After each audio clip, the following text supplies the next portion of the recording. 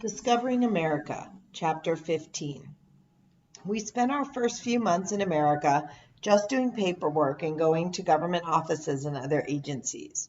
All day, every day, this was our work, filling out forms, signing documents, waiting in line, and answering questions. Our caseworker, Zainab, helped us with all these chores because this is what the people at World Relief do.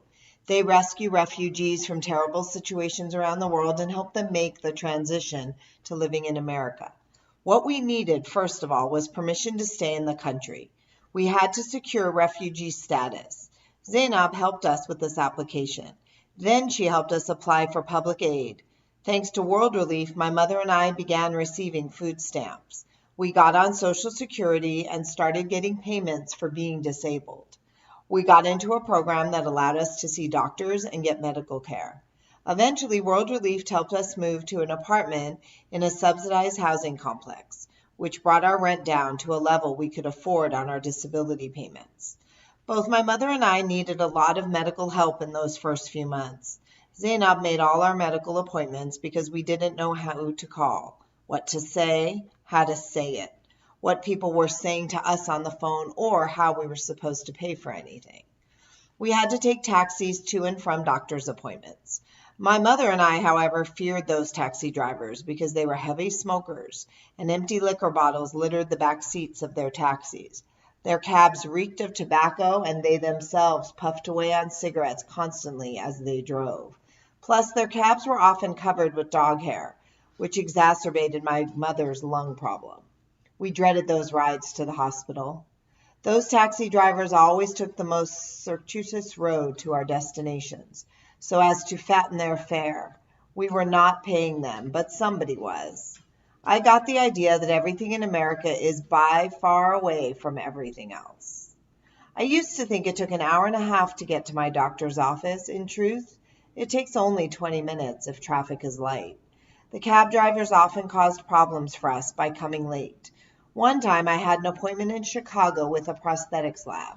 They were supposed to see if I qualified to get a new prosthesis from them, because my original one was tattered and the wooden foot I got in Pakistan was cracking. The taxi came late.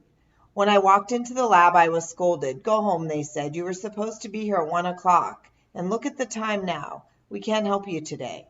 Make another appointment." We went back to the suburbs with our heads hanging low. It took over a month to get another appointment. Even though I was only 14 years old, everyone treated me as the head of the household. I had become the parent, and my mother had become the child. For one thing, I had the energy to deal with all the questions that came up.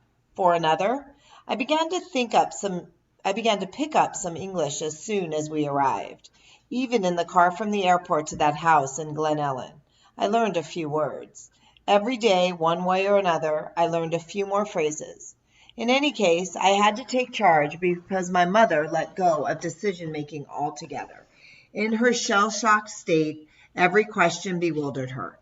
More and more, when I tried to consult her, she said, "You decide about this one, my child. You know best about such matters."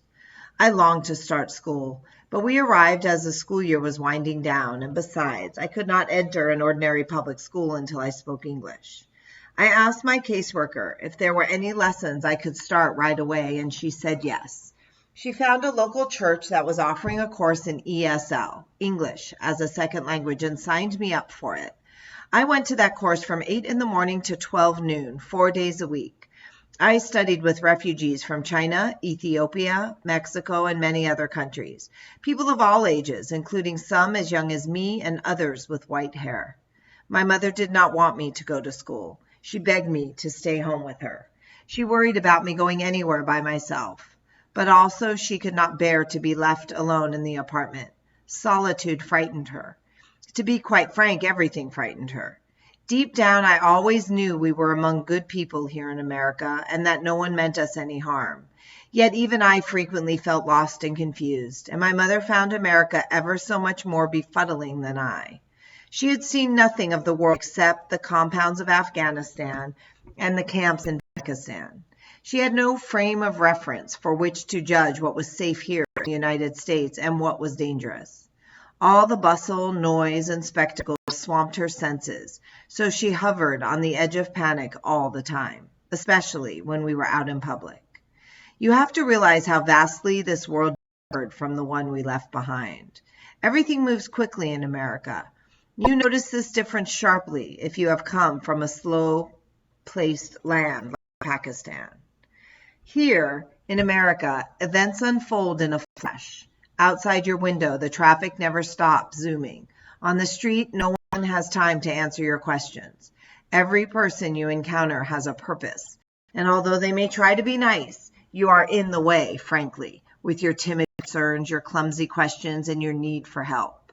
In the grocery store, people hurry up and down the aisles with their carts. They already know what they want and what is in each box.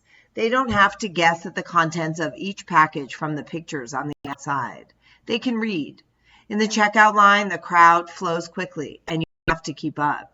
You never see a cashier ringing up a few items, then stopping to chat and have a cup of tea with a customer, then ringing up a few more items, then pausing to inquire about somebody's children. It never happens. If the line slows down, people get angry. It's all business here. Put your purchases on the belt. When it's your turn to pay, you had better be ready. If you have an appointment somewhere, you have to know how to get there before you leave home. You have to know how long it takes so you can leave on time. Along the way, you have to watch the clock to make sure you're on schedule. If you have never been to this place before, you are supposed to look at a map. But what if you have no map? What if you have no clue about how to use a map? What if you get lost? You're supposed to follow the signs. But what if you can't read? What if you need help in some public place and you don't speak English? You're not likely to find some random stranger there who happens to speak Farsi. You're trapped inside your language like a rabbit in a cage. Every time my mother and I left the house, we felt like hares venturing out of our holes. We were panting with nervous dread. Everybody enjoys reading an adventure story or seeing an adventure movie, but a real-life adventure is harder to enjoy because you don't know how it will end. I always felt the blood pounding in my wrists when I walked out of the doors of our apartment building. Even a trip to the grocery store left us exhausted because we had to be alert all the time out there, on the lookout for danger, without knowing what we were looking for. To us, everything looked unusual. Everything looked menacing. So we had to watch other people to decide if there was anything to worry about. We had to be ready to do as they did. That's why going to the grocery store was such hard work mentally. But it wasn't just a mental effort. A trip to the store taxed us physically, too. We lived in the suburbs, where you don't see shops on every corner. Private homes stretch on and on for blocks. When people need something, they get in a car and drive. We, however, did not have a car. We had to walk to the store, even though it was far away, and we had to go often because we could not carry very much back. In our apartment, we had just a few sticks of furniture. We had brought virtually nothing from Pakistan except our clothes, a few pictures, one pot, and a couple of dishes. We cooked our meals in that one pot. If we wanted to eat two things, we had to cook the first item, eat it, wash the pot, and then cook the second item. If a recipe needed two things to be cooked at once, we couldn't make it. Nor did we have a phone. Every time we needed to call our caseworker, we had to walk to a payphone, and in the suburbs, you don't find those on every corner either. We learned to organize our life to make our calls at the same time we got our groceries. But sometimes an emergency came up. For instance, when my mother had to see a doctor right away. On such occasions, I left her at home and walked to the nearest phone as quickly as I could. And then we had to wait for that abdominal taxi. So even though my mother and I had achieved some security at last, we did not feel safe and life remained a struggle. What's more, I felt unbearably lonesome much of the time. I had no one except my mother, and my mother was not herself, not the mother I recognized. Her difficulties still bristled. It wasn't just her asthma. She had mental problems too. She had trouble making connections or answering simple questions. She could not put 2 or 3 sentences together. She paced about our apartment with dazed eyes, ailing, frightened, and driven into herself. She lived almost entirely inside her own head. When I came home from my English classes, she never said, "How was your day?" or "What did you learn?" She just sat silently lost in her nightmares. I felt so alone. World Relief tried to connect us up with other Afghans in the area, but the other Afghans led busy lives of their own. Many of them had to work 2 jobs just to survive. They had no time for us. Besides, they didn't know us. 2 people don't automatically become friends just because they come from the same country. And we didn't know any Americans either. So we lived an empty life, homesick by day for a world we never wanted to see again, a world we visited too often in our nightmares.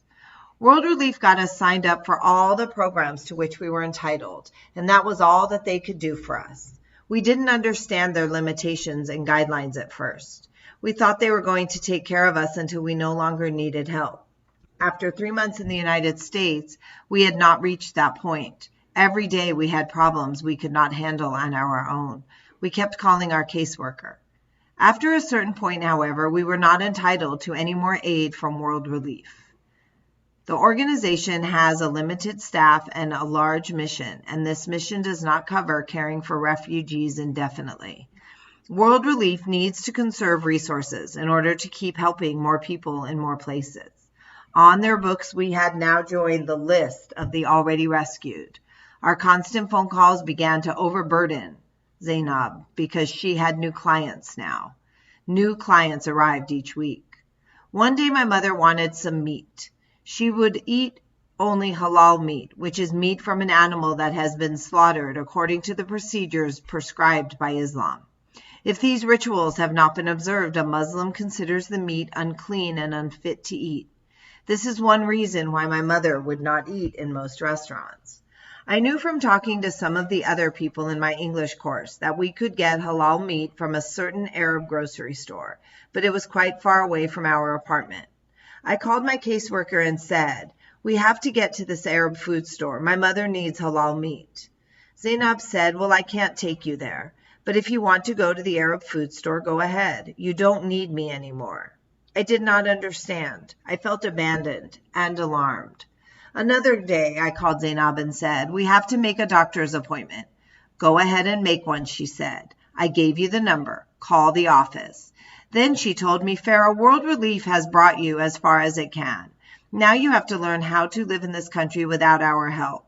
You have to start making your own way. Good luck." I was stunned.